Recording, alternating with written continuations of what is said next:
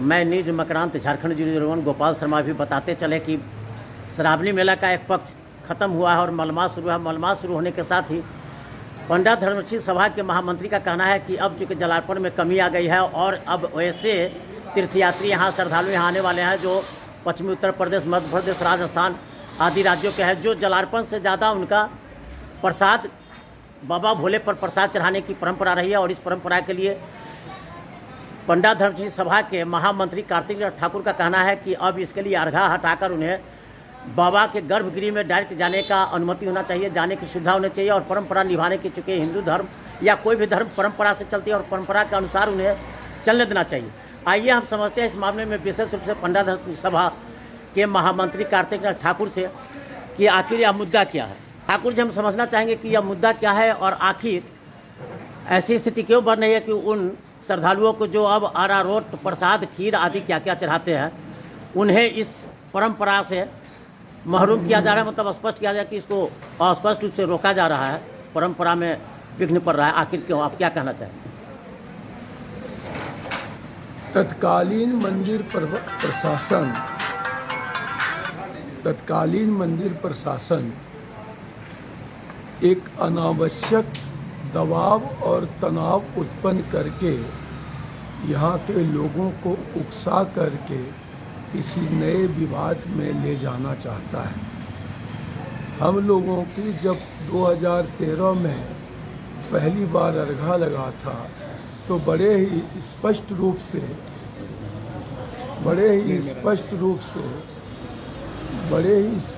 से यह उल्लेखित था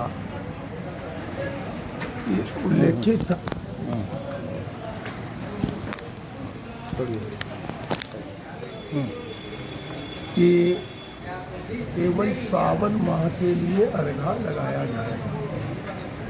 और चूंकि हम लोग 2013 में पहली बार तुरंत चुनाव जीत के आए थे अपने पहले कार्यकाल में, और हमारे पूर्व पदाधिकारियों का जो मंदिर प्रशासन, उस समय तो मंदिर प्रबंधन बोर्ड था, और उसके जो यहाँ पर होते थे उपायुक्त, तत्कालीन उपायुक्त थे, उनके साथ बैठक में यह निर्णय लिया गया। तो हमने अपने पदाधिकारियों का वचन को हमेशा आज तारीख तक निभाया।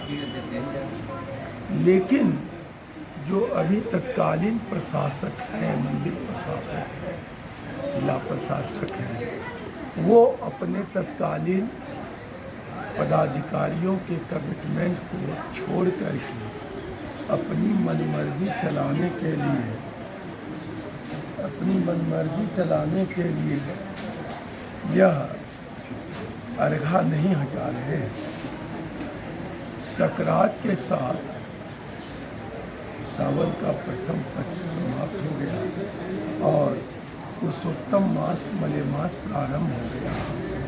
जैसा कि आपने कहा, इसमें उत्तर प्रदेश, मध्य प्रदेश, राजस्थान के यात्री ज़्यादा आते हैं और वो लोग अपनी सदियों से चली आ रही परंपरा के हिसाब से बाबा बैद्यनाथ के ऊपर रोट, हलवा, चना दाल चढ़ाते हैं।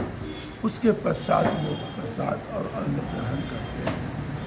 हमने उसी सदियों से चली आ रही परंपरा का निर्वाह करने उपायुक्त महोदय को आवेदन दिया कि अभी अर्घा अब मलेमास तक के लिए हटा देना चाहिए और पुनः जब सावन का द्वितीय पक्ष प्रारंभ हो उस समय अर्घा लगा देना चाहिए। लेकिन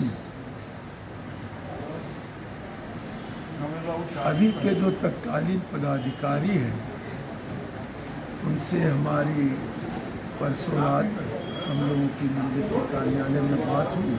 उन्होंने कहा कल मैं दिन भर का अध्ययन करके उसके बाद जैसा कल हो चाहे आज हो, यात्रियों की काफ़ी संख्या नगण्य है।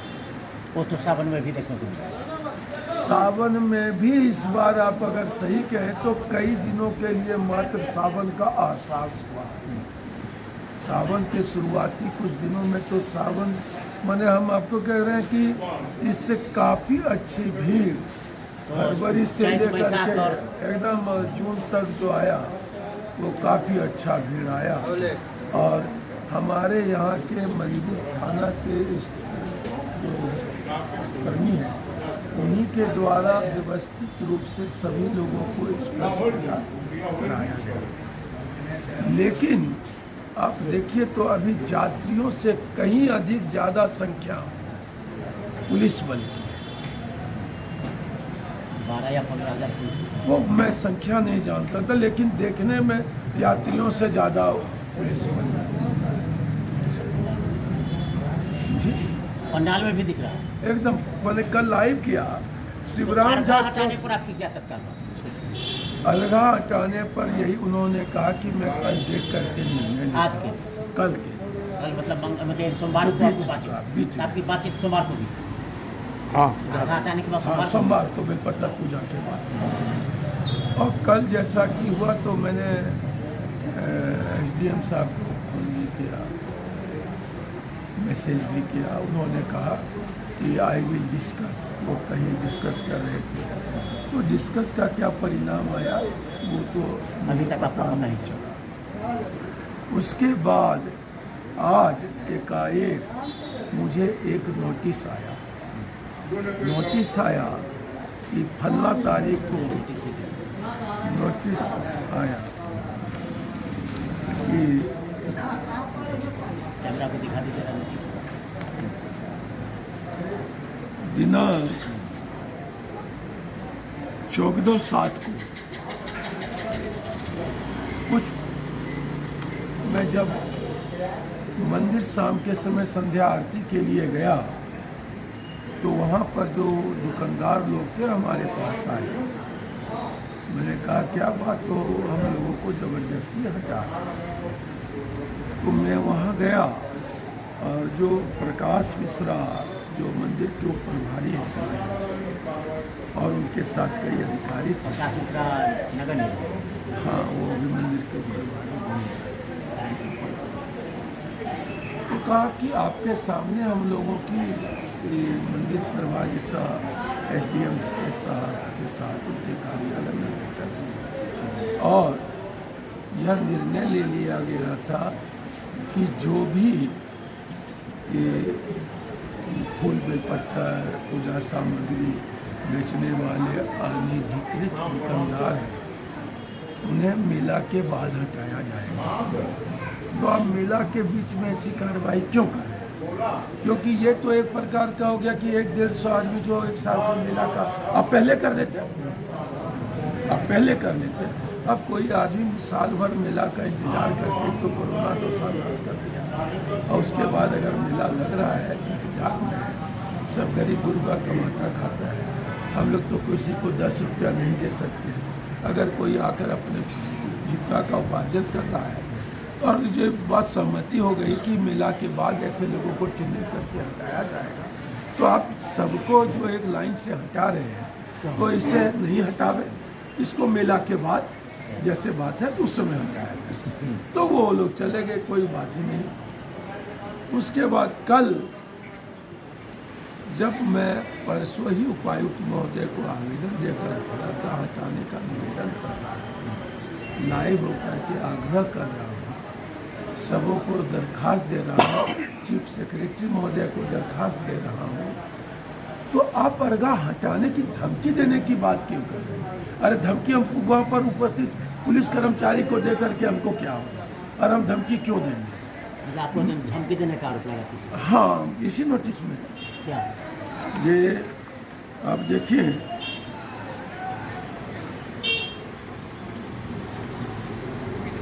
कल दिनांक 18/7 को आपके द्वारा लोगों की भीड़ को इकट्ठा करके मंदिर के निकास द्वार से प्रवेश करने का प्रयास किया गया एवं अर्घा हटाने की धमकी दी गई। अब इनको बतलाएं, मैं तो रोज निकास द्वार से जा कर के पूजा करता हूँ। हमारे तीर्थों को अधिकार है कि वो मंदिर में कहीं से भी आप सन्मुख का दरवाजा बंद करके रखेंगे तो हमको तो निकास द्वार से ही प्रवेश करना अब पड़ेगा। तो परंपरा में रहा है, आप नहीं दे, आप सन्मुख दरवाजा खोल दें, हम लोग उधर से ही प्रवेश करेंगे, और रोज कर रहे हैं। और आप कल के विषय को उल्लेखित करके अगर ये कह रहे हैं कि और हम अदगा हटाने की धमकी क्यों देंगे, हम सब निवेदन कर रहे हैं, अगर धमकी देने का रहता हटा देते। हम आवेदन कर रहे हैं, निवेदन कर रहे हैं, हाथ जोड़ करके कर रहे हैं, और वहाँ पर उपस्थित लोगों और जो भी पुलिस बल या जो थे उनसे हाथ जोड़कर निवेदन करके विषय को शांत करने का प्रयास कर रहे हैं। उस समय एकाएक काफ़ी संख्या में पुलिस बलों को बुला करके मुझे पूरी तरह से घेर लिया गया। तो आप हमको डर दिखा रहे हैं और उल्टे हमको ये कह रहे हैं कि मैं आपको धमकी दे रहा हूँ। ये आश्चर्य। अगर अर्घा नहीं हटा तो हमारा अर्घा नहीं हटा तो हम तो लोकतांत्रिक तरीके में आप देखे हैं कि मैं 10-10 दिन तक मैं आमरण अनशन में बैठा रहा। मुझे किसी भी प्रकार की अराजक कार्रवाई में विश्वास नहीं है। मैं पूर्णतया गांधीवादी और लोकतांत्रिक अहिंसक तरीके में ही विश्वास करता हूँ और मैं उसी तरीके से विरोध करूँगा। और मुझे उम्मीद है कि राज्य सरकार और जो यहाँ के तत्कालीन पदाधिकारियों से वरीय पदाधिकारी हैं, वो लोग स्वतः संज्ञान लेकर के इस विषय को समाप्त करेंगे। मुझे विश्वास है राज्य सरकार इसके ऊपर संज्ञान लेगी। यह माना जाए कि अगर अर्घा नहीं हटता है तो फिर आप गांधीवादी तरीके से आमरण अनशन हम क्या, हमारा पूरा समाज करेगा।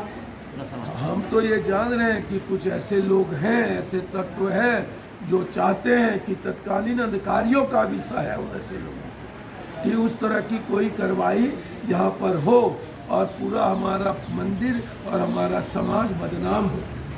ये लोग चाह रहे हैं और हम लोग ऐसा इन लोगों का षड्यंत्र को सफल नहीं करेंगे। ये लोग चाहते हैं कि ऐसी कार्रवाई हो, मंदिर पर पंडा समाज और राज्य सरकार की बदनामी हो और टकराव।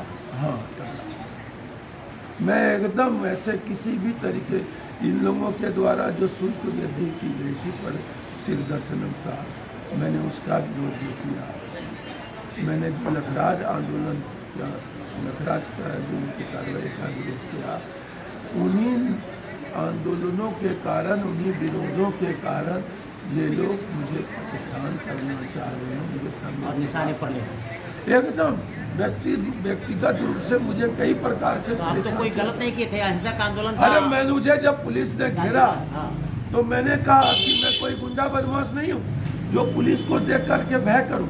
मैं तो पुलिस के बीच में अपने आप को और ज़्यादा निर्भय और सुरक्षित महसूस करता हूँ, क्योंकि पुलिस हमारी सुरक्षा के लिए होती है, न कि मुझे डराने धमकाने के लिए होती है।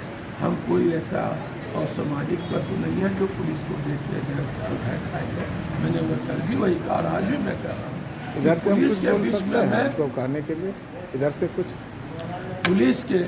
पुलिस के बीच में मैं अपने आप को हमेशा सुरक्षित महसूस करता हूँ। और आपको कुछ नहीं लगा? हम यही कहेंगे हाथ जोड़ करके राज्य सरकार से।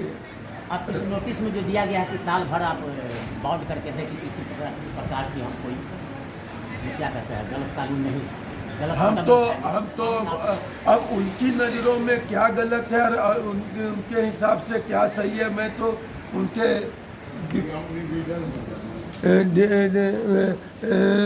उनके व्याख्या पर वही कर सकते हैं। उनके नज़रों में क्या गलत सही है, मुझे जो सही लगेगा, चाहे वो किसी के विरुद्ध में हो, चाहे कैसी भी कार्रवाई हो, मैं गलत कामों का विरोध करता रहा हूं, कर रहा हूं और करते रहूंगा।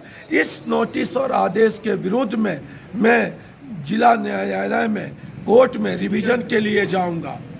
मैं एकदम स्पष्ट रूप से कह रहा हूं कि मैं इस आदेश के विरुद्ध में रिवीजन में जाऊंगा। यह पूर्णतया एक सामाजिक व्यक्ति को, एक जो समाज का चुना हुआ प्रतिनिधि है, उसे परेशान करने के लिए, उसे बदनाम करने के लिए ऐसा आदेश निकाला गया और ये पूर्णतया गया। तो मैं न्यूज़ मकरांत झारखंड 001 गोपाल शर्मा बताते चलो कि इन्होंने इनसे जो बात किया उसमें इनका कहना है कि कुछ लोग चाहते हैं कि पुरोहित और सरकारी अधिकारियों के बीच टकराव की स्थिति हो, गैरकानूनी कुछ हो, पंडा समाज को बदनाम करने का प्रयास किया जा रहा है। और इन्होंने ये भी कहा कि जो इनको नोटिस दिया गया है अनुमंडल न्यायालय से, अनुमंडल पदाधिकारी के न्यायालय से, उसके खिलाफ भी जिला न्यायालय में रिवीजन में जाएंगे। तत्काल मैं न्यूज मकरांत झारखंड 001 गोपाल शर्मा, नमस्कार, धन्यवाद।